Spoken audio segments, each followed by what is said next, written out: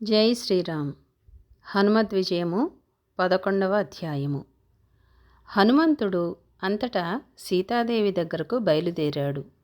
శింసుపా వృక్షము మొదట్లో కూర్చున్న ఆమెకు నమస్కారము చేసి, ఓ పూజ్యురాల, నీవు సౌభాగ్యవశము వల్ల క్షేమముగా ఉన్నావు. నేను నిన్ను ఇప్పుడు చూచి ప్రయాణమైపోవడానికి వచ్చాను అని నమస్కరించి బయలుదేరాడు. సీతాదేవి అట్లా ప్రయాణమైపోతున్న హనుమంతుని వంక పదే పదే చూచి పెనిమిటి మీద ప్రేమాతిశయముతో, ఓ హనుమంతుడా, నీవు పరవీరహంతవు. నీవు ఒక్కడివే ఈ రాక్షసులందరినీ జయించి నన్ను రామప్రభువు దగ్గరకు తీసుకుని పోగలవు. నీ బలము ప్రశంసనీయమైనది.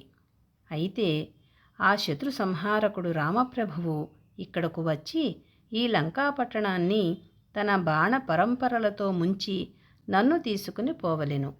అట్లా చేయడము ఆయన పరాక్రమానికి తగినట్లుగా ఉంటుంది.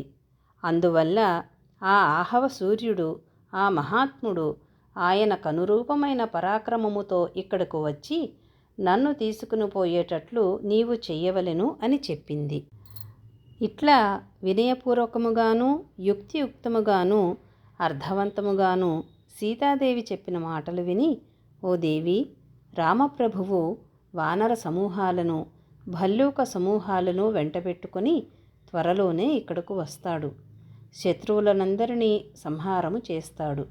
నీ దుఃఖాన్ని పోగొడతాడు అంటూ ఆ మారుతాత్మజుడు హనుమంతుడు ఆమెను ఊరడించి ప్రయాణమైపోతూ ఆమెకు నమస్కారము చేసినాడు. అంతటా ఆ అరిందముడు స్వామి దర్శన ఉత్సుకతతో అరిష్టమనే పర్వతము దగ్గరికి వెళ్ళాడు. జై శ్రీరామ్.